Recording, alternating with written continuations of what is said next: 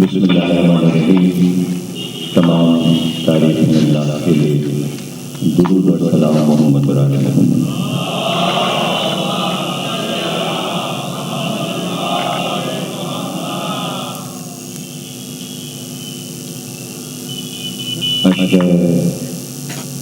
محرم الحرام 1428 ہجری انشاءاللہ کل سے شروع ہوگا۔ آج ہم چاند دے کر تھوڑی دیر کے لیے بیٹھے ہیں فرش ازرق پر، چونکہ یہ سنت معصوم ہے، اس چیز پر عمل کرتے ہوئے ہم تو یکم محرم سے اپنے خانے کھولتے ہیں، لیکن معصومین چاند دیکھتے ہی فرش ازرق پہ بیٹھ جاتے ہیں۔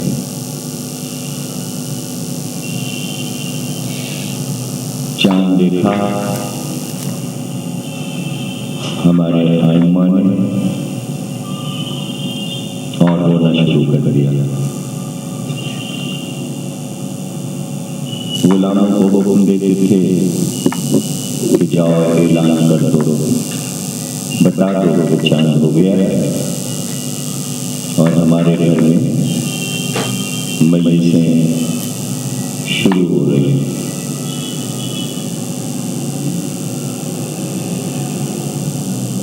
ظاہر کہ جو عزدار ہوتا ہے وہ پہلے سے تیار ہوتا ہے، اس لیے کہ پورے سال ہم محرم کا انتظار کرتے ہیں۔ اس اذا میں جو لذت ہے، جو سکون ہے، یہ قدرت نے ہم کو عطا کیا ہے کہ تحفے میں ہمیں حسین دیا ہے، ورنہ نمازیں کتنے لوگ شہید ہوئے، کتنے انبیاء شہید ہوئے، لیکن کسی کا غم نہیں منایا گیا۔ اور یہ بھی نہیں کہ کوئی غیر معروف واقعہ ہو، معروف دردناک، جناب زکریا، جناب یحییٰ،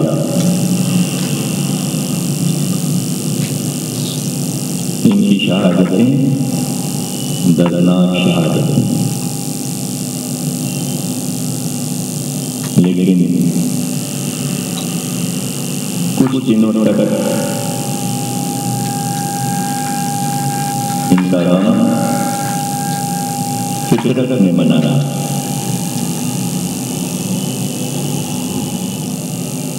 قدرتی مظاہر نے ان کا غم منایا، زمین نے غم منایا، پرندوں نے غم منایا، جانوروں نے غم منایا، لیکن آہستہ آہستہ وہ غم ختم ہو گئے۔ کسی قوم نے اس غم کو نہیں اپنایا۔ اس کی وجہ یہ کہ کسی بھی شہید ہونے والے نبی کی قوم ایسی نہیں تھی کہ جسے پیدا کیا گیا ہو۔ یعنی کسی نبی کے غم کے لیے اللہ نے کوئی قوم خلق نہیں کی، اور یہ بھی نہیں ملتا ہمیں کہ جناب زکریا یا جناب یحییٰ ان تمام شہیدوں کی شہادت کا کوئی ولی ہو، وارث ہو، جو خون کا مطالبہ کرے. تو چونکہ غم کا وارث نہیں تھا اس لیے قوم بھی نہیں بنی. غم حسین کا چونکہ وارث تھا، رسول اللہ خود وارث، ماں جو ہے وہ غم حسین کی ولی، علی ولی. تو فرمائشی طور پر غم منانے کے لیے اللہ نے اہتمام کیا کہ یہ غم منایا جائے گا اور ہم اس ذکر کو محفوظ کر دیں گے،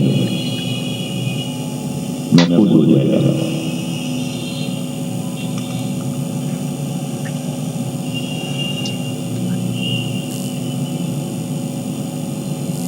فرمائش تھی اور وہ صرف اتنی تھی کہ رویا جائے،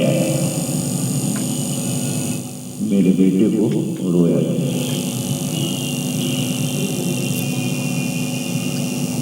یہ تصور کہیں دنیا میں اگر آپ سوچیں کہ غم کسی کا بھی ہو تو غم منانے والا فرمائش نہیں کرتا کہ سب منائیں، اس کا اپنا ذاتی غم ہوتا ہے.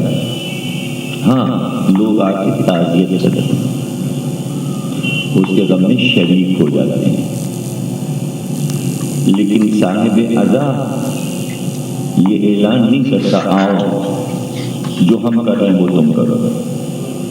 اس غم کی خصوصیت ایک یہ بھی ہے کہ یہ فرمائش کی گئی کہ جو ہم کر رہے ہیں اگر تم وہ کرو تو ہمارے، تم ہمارے. ہم چاہتے ہیں، ایسا چاہتے ہیں کہ اگر تم محبت رکھتے ہو، مودت رکھتے ہو تو پھر وہ کرو جو ہم کر رہے ہیں. کیسی عجیب فرمائش تھی سیدہ کی، اور ختم نہیں ہوئی، اب تک وہی فرمائش ہے، اب تک وہی فرمائش ہے کہ ہم نے تم سے ایسی چیز طلب کی ہے کہ جو خالص محبت ہے، اس میں تمہارا کوئی خرچہ نہیں ہے، دل کا سودا ہے.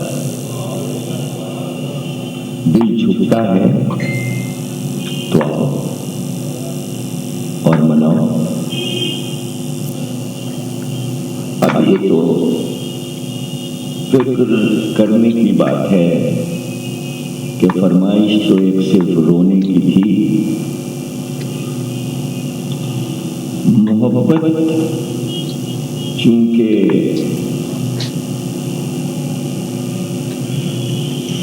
چھوٹی سی نہیں ہوتی، محدود نہیں ہوتی.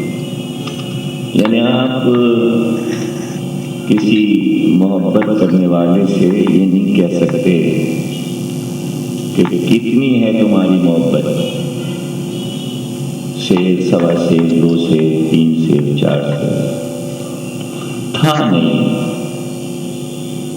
جو محبتیں ہیں دنیا میں،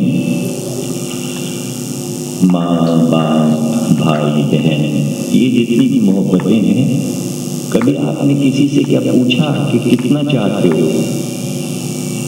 کیا کوئی بیٹا ماں سے یہ پوچھتا ہے آپ ہمیں کتنا چاہتے ہیں؟ تو ماں کیا بتائے گی؟ کوئی محدود پیمانہ ہو تو بتائے اتنا چاہتی ہوں، اتنا چاہتی ہوں، اتنا چاہتی ہوں۔ نہ پوچھنے والا پوچھے گا، نہ بتانے والا بتائے گا، اس لیے کہ کوئی پیمائش نہیں ہے محبت۔ بس محبت ہے، ایک پوری وادی ہے اور اس کی وسعتیں نہیں معلوم۔ ماں کی محبت کی وسعتیں نہیں معلوم۔ ایک کائنات ہے بس پھیلی ہوئی، جیسے اللہ کی کائنات، اسی طرح ماں کی محبت پھیلی ہوئی، اسی طرح باپ کی محبت پھیلی ہوئی، یعنی اللہ محدود ہے۔ تو ہم نے جو محبت حسین سے کی سیدہ کی فرمائش پر، کیا اس کے حدود ہیں؟ مادی محبت میں تو حدود ہیں نہیں، تو روحانی میں حدود کیسے ہو جائیں گے؟ یہ تو اس سے بھی بڑھ جائے گی۔ اچھا جب بڑھ جائے گی تو پھر یہ بتائیے کہ جو محبتیں آپ کے لیے خلق کی ہیں اللہ نے، اس میں آپ کیا کیا کرتے ہیں؟ کیا کیا کرتے ہیں؟ کیا کوئی پرچے پر اصول لکھ کے آپ کو دیے جاتے ہیں کہ ایک ماں اپنے بیٹے کو سال بھر میں 4 جوڑے دے گی، 5 کلو دودھ پلائے گی، صرف اتنا گود میں سلائے گی ورنہ زمین پہ ڈال دے گی؟ کوئی آگے پیمائشیں ہیں کیا محبت کی؟ بس اتنی روٹی دے گی، فلاں چیز اتنی دے گی، اتنی دیر سلائے گی پھر جگا دے گی؟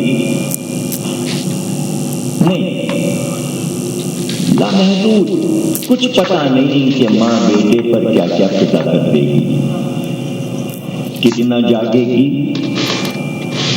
کتنے جوڑے بنائے گی، اس کے کتنے کپڑے سیے گی، کتنے کھلونے خرید کے آئیں گے، کچھ پتہ نہیں۔ جب تک وہ کھیلے گا اور فرمائش کرتا رہے گا، کھلونوں کا ڈھیر لگتا رہے گا، وہ توڑ کے پھینک دے، وہ توڑ کے پھینک دے۔ وہ قیمتی کھلونے جو بچے کے لیے خریدے گئے تھے، جب اس نے توڑے تو رنج بھی نہ ہوا، کوئی درد بھی نہیں دل میں آیا کہ کتنی خوبصورت چیزیں خرید کے اس کے 4-5 ہزار کی چیزیں دی تھیں، اس نے توڑ کے پھینک دیا۔ خوشی تاکہ اور لائیں، اور ماں ان کھلونوں کو بچاتی بھی نہیں، وہ تو لائی ہے کہ کھیلے۔ باپ یہ تھوڑی کرتا ہے کہ ہر وقت خیال رکھ رہا ہے کہ بچہ کہیں توڑ نہ دے۔ کوئی ایسے بھی ماں باپ ہیں جو بچے کا پیچھا اس لیے کریں کہ کھلونا توڑ نہ دے؟ تو اتنا قیمتی خرید کر اور وہ توڑ دیا جائے اور پھر ماں باپ کو افسوس بھی نہ ہو۔ محبت کی تھا، ارے وہ بھی چھوڑیے، وہ تو آپ کے خریدے کھلونے ہیں۔ کسی گھر میں مہمان چلے جاتے ہیں تو ہر ایک کو تھوڑی وہ بچہ اچھا لگتا ہے، اپنی چیزیں سمیٹ کے رکھتے ہیں، لیکن جب ہٹانے لگتے ہیں تو ماں باپ کو ناگوار ہونے لگتا ہے، اب ہم آپ کے یہاں نہیں آئیں گے، آپ بچے کو جھڑک رہے ہیں۔ لڑائیاں ہو جاتی ہیں، محلوں میں جھگڑے ہو جاتے ہیں، پڑوس میں جھگڑے ہو جاتے ہیں، بچوں کو ڈانٹنے اور مارنے پر واقعی محبت؟ کسی کو تو پیار کہتے ہیں، کسی کو تو محبت کہتے ہیں۔ تو کوئی تھا نہیں ہے محبت کی۔ ایک دو مثالیں دے دیں، اگر میں مثالیں دیتا چلا جاؤں، صرف دنیا کی محبتوں میں کیا کچھ نہیں لٹایا جاتا اور کیا کچھ نہیں کیا جاتا، لیکن آج تک کسی ادارے نے، کسی قوم نے یہ سب کچھ حساب کیوں نہیں لیا؟ یہ کوئی اخبار میں خبریں کیوں نہیں آئیں صاحب یہ کھلونوں کی دکانیں بند کر دی جائیں. یہ جو جاپان اور چین کے کھلونے آتے ہیں یہ بڑا ضائع ہو رہا ہے. اس سے بڑا نقصان ہو رہا ہے. یہ بچوں کو جو قیمتی پستول 5-5 ہزار کے ہوائی جہاز اڑانے کے لیے سیل کے دیے جاتے ہیں اور یہ دیا جاتا ہے اور یہ سب بند کر دیا جائے. نہیں اور لایا جائے. ڈیوٹی فری خریدیں, سجا کے رکھا جا رہا ہے, خریدیں اس کو لیں. اور یہ پوری دنیا میں دستور ہے. کیا مسلمان, کیا عیسائی, کیا یہودی, ہم نے نہیں دیکھا کہ کسی شرافت والے نے کہا ہو کہ یہ مجسمے اور ہی مین اور سپر مین بچوں کو خرید کے نہ دیجیے, بت پرستی ہو جائے گی. بچے کو عادت ہو جائے گی بت پرستی کی. یہ گڑیاں خرید کے نہ دے پلاسٹک کی, لندن کی جیسی شکلیں گڑیاں, نیلی آنکھوں والی گڑیاں نہ دیں بچوں کو. یہ بکھرے بالوں والی گڑیاں نہ دیں بچوں کو. یہ حرام ہے. آیا کوئی فتویٰ؟ نہیں آیا. اس لیے کہ غور ہی نہیں کیا. غور اس لیے نہیں کیا کہ یہ زمانے کا دستور ہے. تو یہی تو ہم کہتے ہیں غم حسین کو دستور بنا لو, کچھ حرام نہیں لگے گا.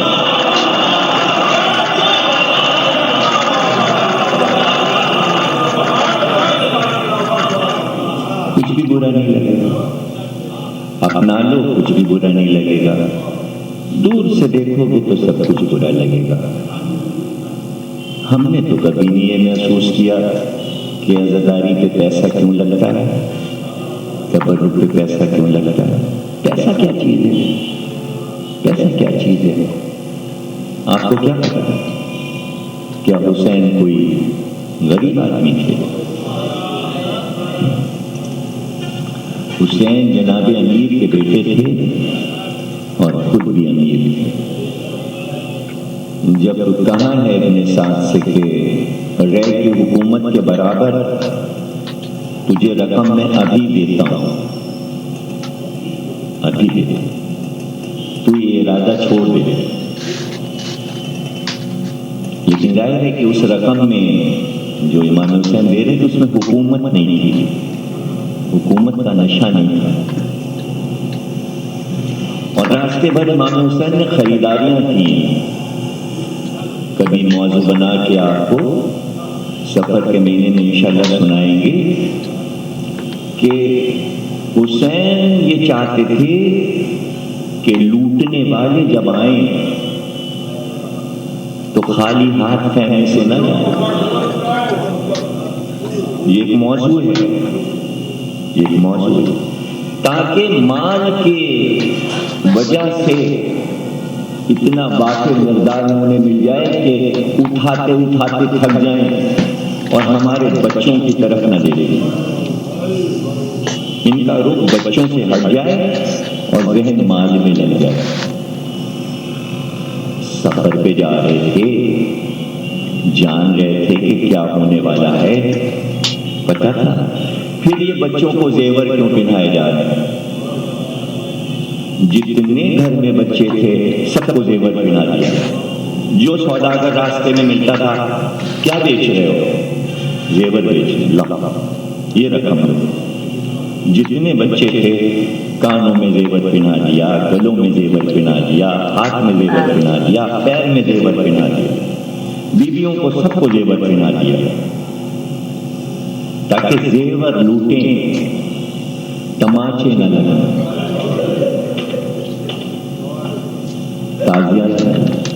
کیا حفاظت کی ہے, کیا حفاظت کی.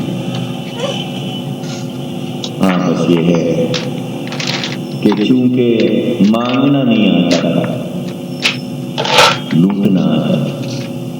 مانگتے تو بچیاں اپنے گنگے اتار کے کھینچ لے گئے, کھینچ کے اتارے گئے. تو وہی تو مہینہ ہے. وہی تو نہیں ہے. کہتے ہیں کہ جب چاند نظر آیا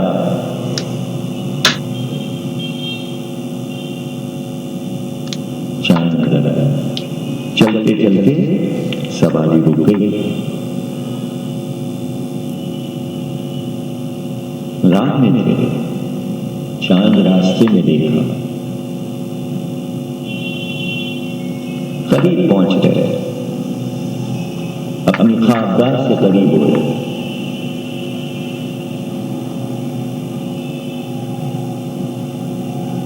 بڑا عجیب چاند دیکھنے کا حال لکھا ہے مورخین نے کہ دیر تک چاند کو دیکھا, دیر تک چاند میں کیا کیا دیکھا. یہاں تک لکھنے والوں نے لکھا کہ سکینہ بیوی نے بھی تو چاند دیکھا ہوگا. سکینہ بیوی کو چاند میں خالی پوزا نظر آیا ہوگا.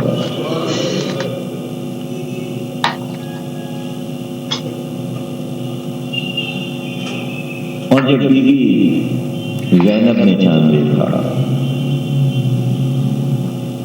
اللہ,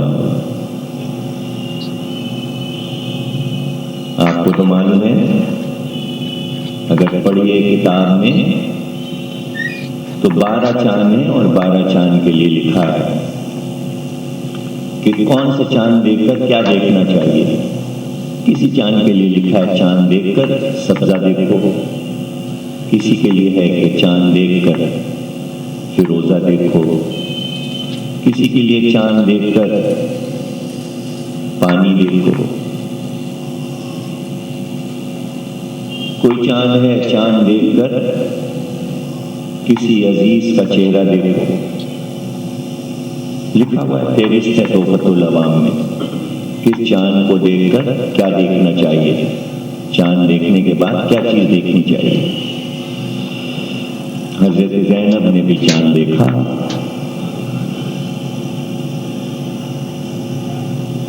اور ہم نے دیکھا ہے کہ ہمارے یہاں کی بعض خواتین جب چاند دیکھتی ہیں تو آنکھوں کو بند کر لیتی ہیں تاکہ جس چیز پہ نظر ڈالنی ہے چاند کے بعد اس چیز کو دیکھیں.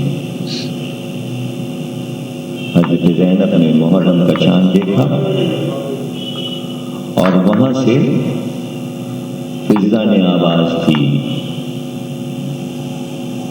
کہ میری شہزادی ہمیشہ چاند دیکھ کر علی اکبر تمہیں دیکھتی, جلدی آؤ تاکہ شہزادی آنکھ کھول کر تمہیں دیکھیں. تو یہ منظر تو حسین نے بھی دیکھا ہوگا. تو یوں گن لیجئے نا, یہ چاند ہے, تیسری کا چاند شہزادی نے دیکھا, چوتھی, پانچویں, چھٹی, ساتویں, آٹھویں, نویں, 10ویں, ایک ہفتے کے بعد اب زینب کس چاند کو دیکھیں گے؟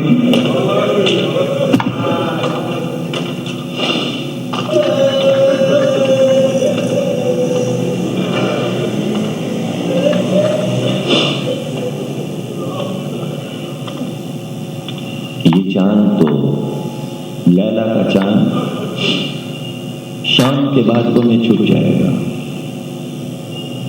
کہاں نظر آئیں گے یہ سارے چاند؟ اللہ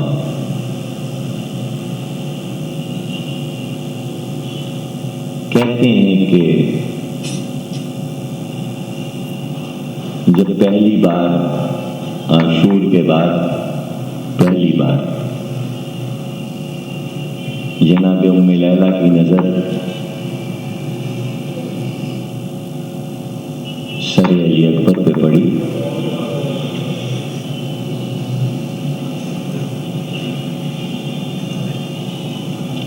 تو ایک شعر کہا عربی میں ہے جس کے معنی یہ ہے اے میرے چاند، ابھی تو 14ویں کا نہیں ہوا تھا،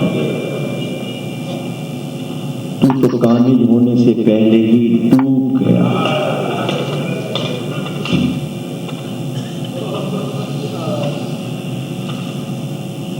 گویا محرم کا چاند گواہ بن کر نمودار ہوا تھا، جس نے حسین کی آمد کربلا میں دیکھی۔ چاند ہر چیز کا گواہ تھا، پورے 10 دن کا گواہ تھا، شب عاشور کا گواہ تھا، شام غریبہ کا گواہ تھا۔ وہ چاند فنا نہیں ہو گیا، اس نے اپنے سینے میں وہ تصویریں اتار لی۔ چاند تو آج بھی موجود ہے، اور میں تو کہا کرتا ہوں، اور یہ بات کئی بار کہی ہے اور ابھی سمجھ میں نہیں آئے گی لوگوں کے، بہت دنوں کے بعد جب ریسرچ ہوگی اور علم آگے بڑھے گا تو ہمارے یہ جملے لوگ سوچیں گے اور اس پہ تحقیق کریں گے کہ کبھی آپ نے یہ سوچا کہ اللہ کے لیے ماضی اور حال نہیں ہے؟ یہ باتیں آج سمجھنے کی نہیں ہیں، صرف سننے کی اور محفوظ رکھنے کی ہیں، اس لیے کہ بہت ہی اعلیٰ باتیں اللہ کے لیے، ہمارے لیے زندگی کا ایک دور گزر گیا، ایک دور چل رہا ہے، ایک دور آئے گا، اسے ہم کہتے ہیں ماضی، حال، مستقبل۔ اللہ کے لیے ماضی نہیں ہے، مستقبل نہیں ہے، سب حال ہے۔ اللہ کے لیے اگر اس کے لیے ماضی اور مستقبل ہو جائے تو وہ پھر بشر ہو جائے گا، انسان ہو جائے گا۔ ماضی، حال، مستقبل انسان کے لیے۔ وقت گزر گیا، وقت گزر گیا، اللہ کے یہاں وقت نہیں گزرتا۔ اگر وقت گزرتا تو وہ یہ نہ کہتا وَالْعَصْرِ إِنَّ الْإِنسَانَ، عصر یعنی عہد یعنی زمانہ باقی ہے، گزرا نہیں۔ تو ہم ماضی کسے کہتے ہیں؟ ہم ماضی کہتے ہیں جو ہو چکا، اور جو ہو چکا اسے ہم دوبارہ نہیں دیکھ پائیں گے۔ زمانی گزر گئی، اب ہم اس زمانی کو دوبارہ نہیں دیکھ پائیں گے۔ چھوٹا سا بچہ تھا ہمارا، اب وہ بڑا ہو گیا، اس کا بچپن گزر گیا، اب ہم اس کا بچپن نہیں دیکھ پائیں گے، اس لیے کہ وہ بڑا ہو گیا۔ یعنی ایک منظر نگاہوں سے گزر گیا، جو گزر گیا وہ گزر گیا۔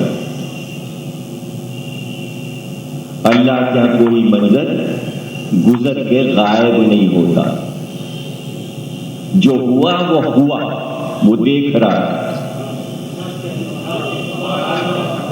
وہ دیکھ رہا ہے، وہ ہے۔ ہمارے لیے آدم مر گئے، اللہ کے لیے نہیں مرے۔ اب سمجھ لیجیے تو پھر آگے بڑھیں اور بات کریں اور پھر دلیل دیں آپ کو، پہلے سمجھ تو لیجیے۔ ہمارے لیے کشتی نوح غائب ہو گئی، اللہ کے لیے نہیں۔ ہمارے لیے حضرت ابراہیم وفات پا گئے، اللہ کے لیے نہیں۔ حضرت موسیٰ ہمارے لیے غائب، وفات پا گئے، اللہ کے لیے نہیں۔ عیسیٰ کہیں چلے گئے، ہمارے لیے چلے گئے، اللہ کی نظر سے غائب نہیں۔ سرکار رسالت ہماری نظر میں گنبد خضرا میں چھپ گئے، اللہ کے لیے نہیں۔ علی ہمارے لیے نجف میں پوشیدہ ہیں، اللہ کے لیے نہیں۔ تو آپ کیسے سمجھائیں کہ مہدی ہمارے لیے غائب ہیں، اللہ کے لیے نہیں؟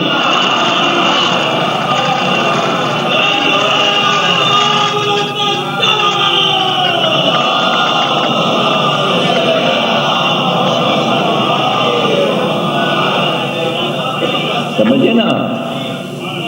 یعنی ایک دنیا یہ ہے اور ایک اور دنیا ہے، جسے دو عالم کہتے ہیں، ایک عالم یہ، ایک عالم وہ۔ اس عالم سے آپ نکلے اور دوسرے عالم میں پہنچے، تو اب آپ کے لیے بھی کچھ غائب نہیں، لیکن وہاں جائیں کیسے؟ ہم وہاں کیسے جائیں؟ ہم تو وہاں جا ہی نہیں سکتے۔ تو اس لیے معراج میں سرکار کو بلایا گیا کہ تم جس عالم میں رہتے ہو یہ چیزیں غائب ہوتی رہتی ہیں، ہمارے کوئی چیز غائب نہیں ہوتی۔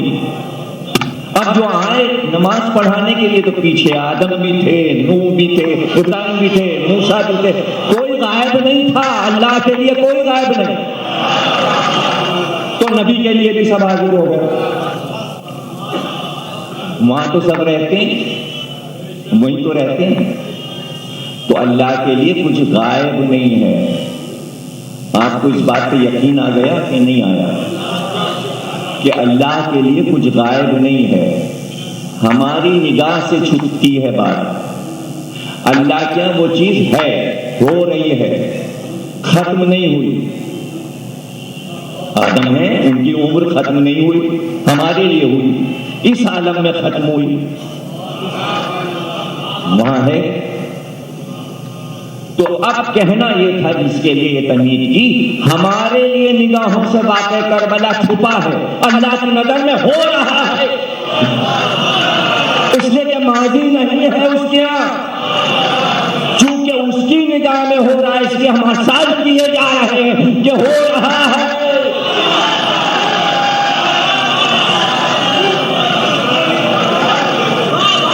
اگر ماضی ہوتا تو چھوڑ چکے ہوتے ہے۔ ابھی یہاں سے اٹھ کے وہاں چلے جائیں، پھر دیکھو ہم وہیں ہوں گے، اور ہو رہا ہے اور ہم دیکھ رہے ہیں، مسلسل جاری ہے۔ اس کی نگاہ سے وہ منظر ہٹ ہی نہیں رہا۔ کربلا کربلا، اس لیے حدیث ہے وہاں ہر دن عاشورہ ہے، لکھتے ہیں بچے اپنے بینروں پہ، اسٹیکر پہ، ہر دن عاشور۔ کیوں ہر دن عاشور؟ اس کے یہاں ہو رہا عاشور۔ تو اب چونکہ ہم وہاں پہنچیں اور اس میں انوالو ہو جائیں، تو تب تک کیا کریں؟ تب تک کیا کریں؟ پرسوں کورنگی کے امامباڑے میں حضرت عباس کی زری نصب ہوئی، تو وہاں میں تقریر میں صرف اس پہ پڑھ رہا تھا کہ یہ زری شبیہ ہے۔ کس کی شبیہ ہے؟ وہ زری جو حضرت عباس کی کربلا میں ہے، اس کی شبیہ۔ سب شبیہیں لگی جگہ جگہ، تو صرف ذرا سے سوچنے کی بات ہے کہ ہمارا پورا دین، پورا اسلام سب شبیہ ہے۔ ہم شبیہ پہ جی رہے ہیں، ہم نقل پہ جی رہے ہیں، ہر چیز نقلی۔ شریعت میں نقلی کا لفظ آپ کے اس معنی میں نہیں ہوتا اس کو پہلے سمجھ لیجیے پھر بولوں گا میں لفظ.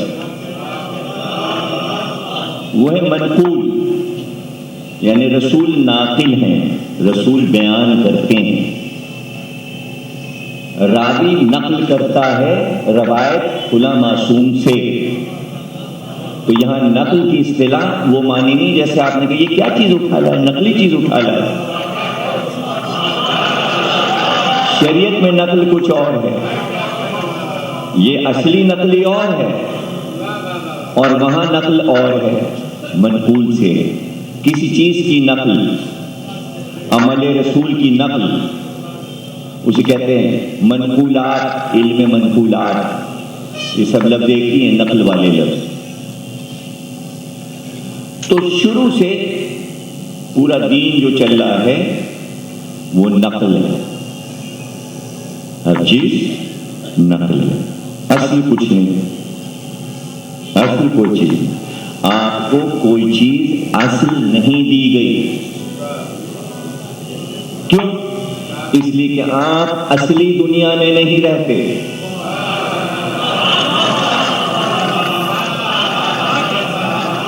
اصل عالم تو وہ ہے، یہ تو نمبر 2 عالم ہے، ادنا نیچے کی دنیا. اصلی دنیا تو وہ ہے جہاں ملائکہ رہتے ہیں، فرشتے رہتے ہیں، جہاں جنت ہے، جہاں طوبہ ہے، جہاں سدرہ ہے، جہاں سرکار گئے تھے معراج پہ. اصلی دنیا وہ ہے. یہ کیا ہے؟ یہ اس کی نقل ہے. بھائی ویسے ہی باغات یہاں بنا دو جبریل، اور ان سے کہہ دو یہ ایسے باغات ہیں جو تمہیں مزے آ رہے ہیں، پھول اور پودے ہو، یہ ٹھنڈی ہوا، اس سے کہیں زیادہ جنت میں ہم تمہیں، تم سوچ بھی نہیں سکتے کیسے باغات ہیں. یعنی یہ اصلی نہیں ہے، یہ سب ڈمی ہے تاکہ تمہیں سمجھایا جائے اس سے بہتر کئی لاکھ گنا زیادہ تمہیں ملنے والا ہے. اس لیے اس نقلی دنیا میں تمہیں بھیجا گیا. آدم کو اصلی دنیا سے نقلی دنیا میں اتار دیا گیا. اب کوئی اسی کو اصلی سمجھے بیٹھا ہے تو ہم کیا کریں؟ پھر ہم کیا کریں؟ یہ اصلی نہیں ہے. اصلی اگر ہے تو رک کے دکھا دو.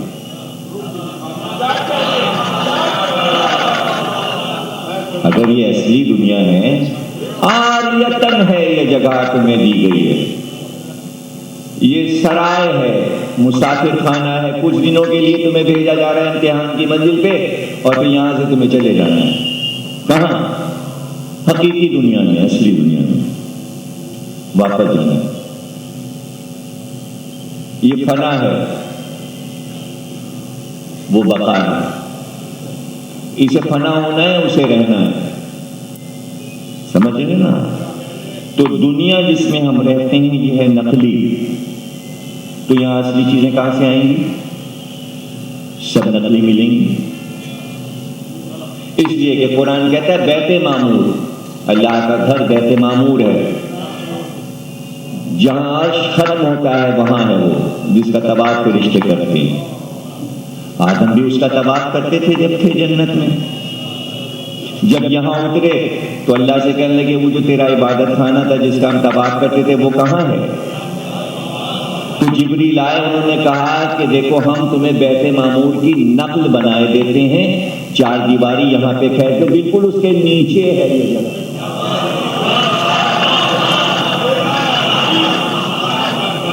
تو اصل ہے بیت معمور اور نقلی ہے کعبہ. نقل ہے بیت معمور کی.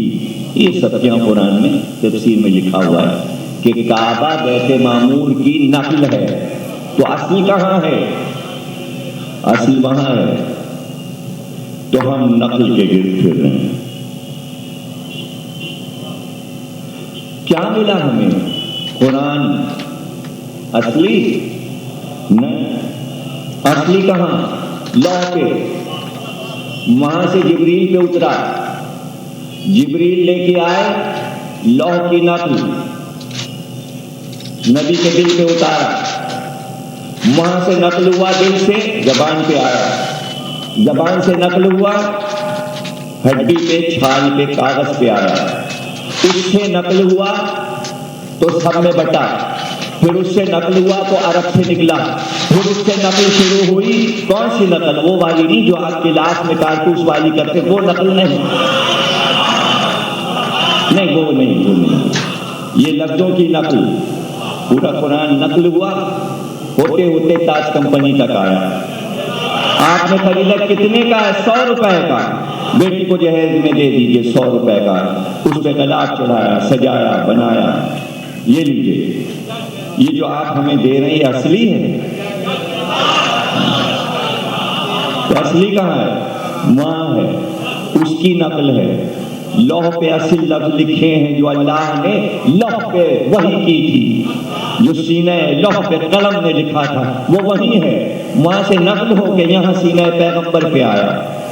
اصلی دیجئے۔ تو کیا محمد کا دل چاہیے تمہیں اصلی؟ تمہیں کیا اصلی تمہیں مل ہی نہیں سکتا؟ بشرۃ منی، فاطمہ میرا قلب ہے، وہ ہے اصل قرآن، وہ تمہیں کہاں ملے گا؟ وما ادراک ما لیلۃ القدر، تمہیں تو ادراک ہی نہیں ہے۔ نقل مل گئی، اسی پہ کافی ہے، اسی کو چوم لو، چاٹ لو، تو شبی کو چوم رہے ہیں، اصلی نہیں مل رہا۔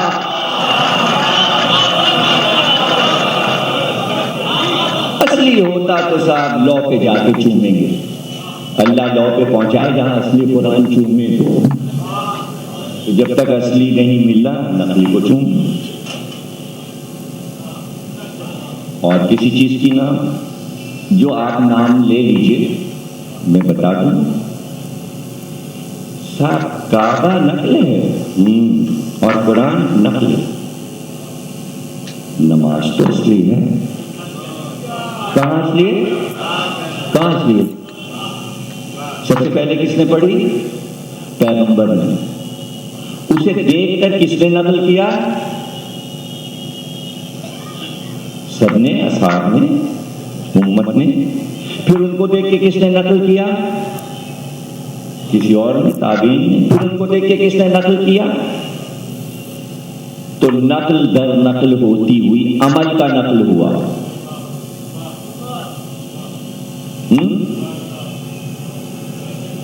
بھئی آپ کا ایک چھوٹا سا بچہ ہے تو اس کو آپ کتنی پریکٹس کراتے ہو، یہ کہو، یہ کہو، ایسے چلو، یہ کرو، یہ ہاتھ اٹھاؤ، یہ کرو، یوں، یعنی بچہ باپ کی نقل کر رہا ہے۔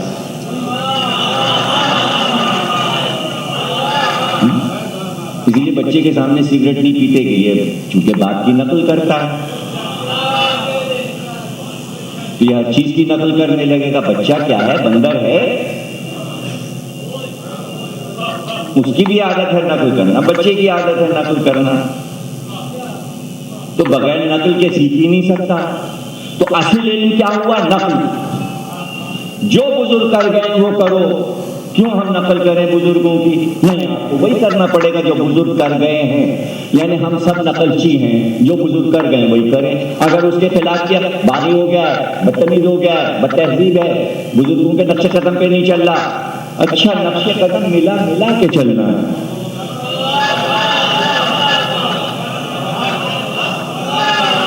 نقل کرنا ہے، نقل کرنا ہے، ہر عمل کی نقل کرنا ہے، علم میں نقل کرنا ہے، تہذیب میں نقل کرنا ہے، یعنی سب چیزیں سیکھنا ہے۔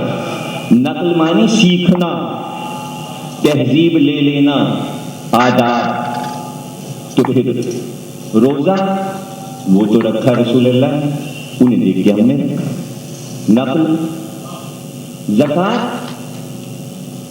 اور یہ زکوٰۃ قرآن میں کیسے شروع ہوئی؟ ان کا بھائی وہ رکوع میں کسی نے انگوٹھی دے دی زکوٰۃ میں، آیت آ گئی، اب سب نقل کرنے لگے زکوٰۃ ہم بھی دے رہے ہیں، ہم بھی دے رہے ہیں، ہم بھی دے رہے ہیں، ہم بھی دے رہے ہیں، ہم بھی دے رہے ہیں، ہم بھی دے رہے ہیں۔ تو اصلی تو نہیں ہے، اصلی تو نہیں ہے۔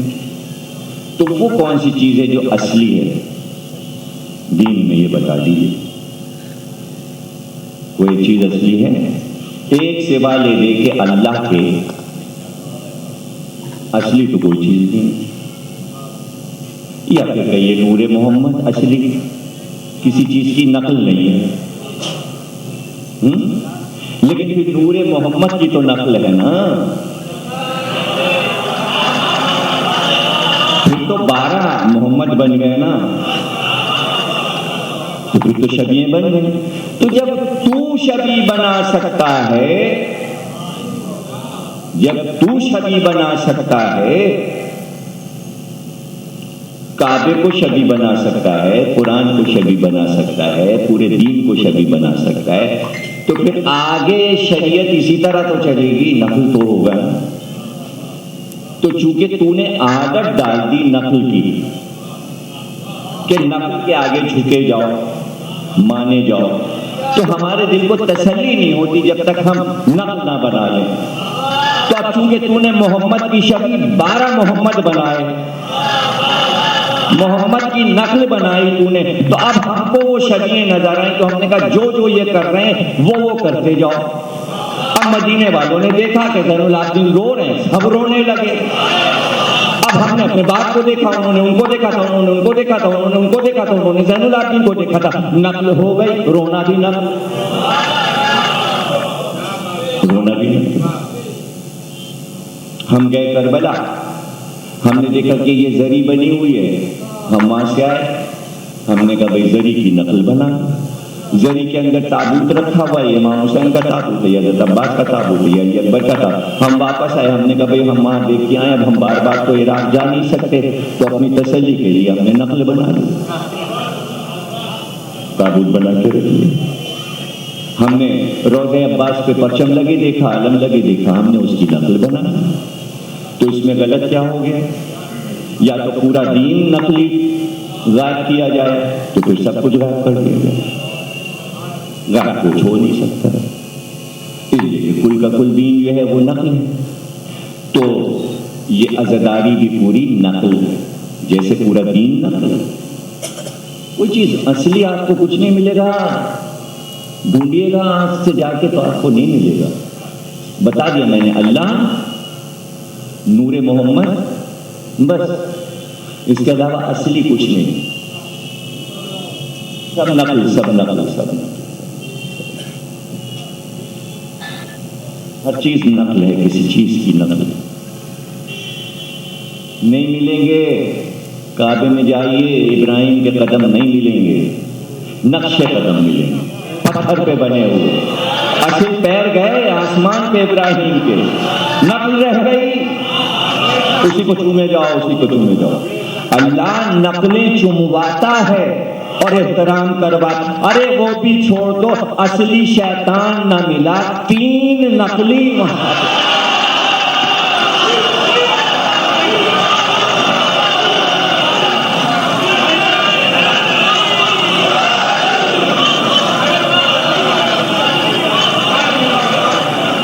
وہ بھی مانتے ہیں۔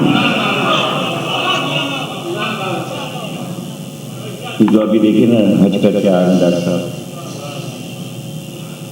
نقل کو دیکھنے کے لیے اتنا رش، اصلی آ جائے تو کیا ہوگا؟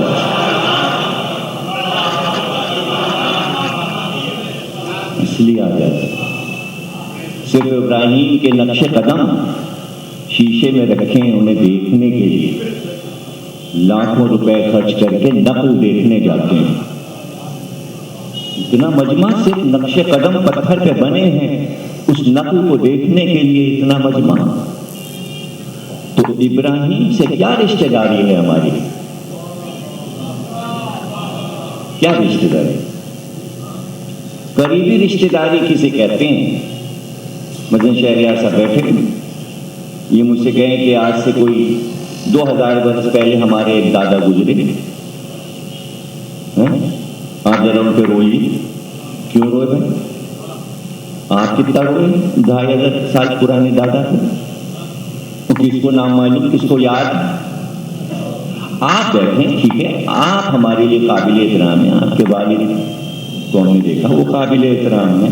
جو قریبی ہوتا ہے رشتہ دار، اس سے انسیت ہوتی ہے، اس سے محبت ہوتی ہے، دور کی باتیں آپ کہاں سے بھول گئے؟ تو آپ کی وجہ سے ہم چلیے برداشت کی لیتے ہیں آپ کے 2000 سال پرانے دادا، کیونکہ آپ سے پیار کرتے ہیں، اس لیے ہم مانے لیتے ہیں۔ آپ کہہ رہے ہیں کہ وہ تھے اور ان کے یہ کارنامے تھے، تو ہے، اب انہوں نے ہمیں نام بتایا.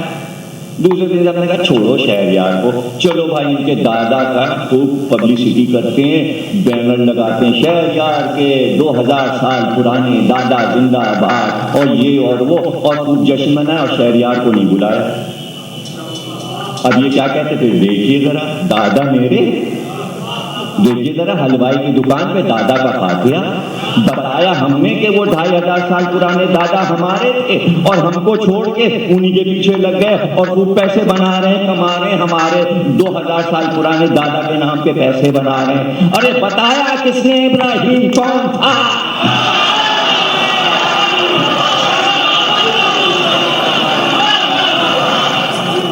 ڈائریکٹ کسی کا رشتہ داری ہے, ڈائریکٹ کسی کی رشتہ داری ہے. ہم جا رہے ہیں غریب و سادہ و رنگین ہے داستان حرم, نہایت اس کے حسین ابتدا میں اسماعیل.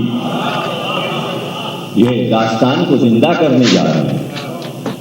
ہم بتائیں گے ہمارے جد تھے ابراہیم, ہم بتائیں گے. اور دیکھو نقلیں بنتی ہیں تو شبیہیں کبھی کبھی اصلی ہو جاتی ہیں, کبھی کبھی شبیہیں اصلی ہو جاتی ہیں. کیسا جملہ کہہ دیا میں نے؟ یہ دنیا میں سب سے مشکل کام ہے, شبی رہتی ہے. نقل کو اصلی بنانے نا مشکل کام ہے. اور حسین نے کہا آؤ دیکھو اسی سرزمین پر رہتے تھے ابراہیم اور اسماعیل, اور یہاں سے چلے تھے ہجرت کر کے, اور یوں جا رہے تھے کہ بیٹا آگے جا رہا تھا, باپ پیچھے جا رہا تھا. اب دیکھو ہم اصل چھبی بناتے ہیں. اسماعیل کی طرح میں علی اکبر کو آگے بھیج رہا ہوں, ابراہیم کی طرح میں پیچھے چل رہا ہوں. آؤ دیکھو اسے کہتے ہیں اصلی چھبی. خون ایک, خاندان ایک, میرے ہی تو دادا تھے. دیکھو ہم نے کیسی جان ڈال دی ابراہیم اور اسماعیل کے واقعے میں. روح یہاں ہے. پورے 1 مہینے کے بعد ذی الحجہ کی 10 کو وہ واقعہ ہوا. عید, بیٹا بچ گیا. کیا کوئی ظلم ہو رہا تھا بیٹے پہ؟ ہمیں بتاؤ. اللہ نے کہا تھا میری راہ میں دے دو, تو کیا کسی آفت سے بچ گیا بیٹا؟ نہیں, ابراہیم کو رنج ہوا. عید تو جب ہوتی کہ اللہ ہمارے اس نظر کو لے لیتا, خوشی کا مقام تھا, لیکن اللہ نے نہیں چاہا. اللہ نے کہا نہیں, ہم نے اس کو ٹال دیا, اس کو ہم نے آگے بڑھا دیا. ہم نے اس کو آگے اس لیے بڑھا دیا. کیا آخری جملے میں کیا کہوں تقریر کو ختم کرتے ہوئے انشاءاللہ کل سے تفصیلی گفتگو. موضوع یہاں کا حقوق نسواں ہے, حقوق نسواں اور اسلام, اس پر ہم انشاءاللہ گفتگو کریں گے کل سے. کیا دیکھا اللہ نے, یہ کیوں دمبا آ گیا آواز کی اس میں؟ ہم حقوق نسواں کا خیال رکھتے ہیں.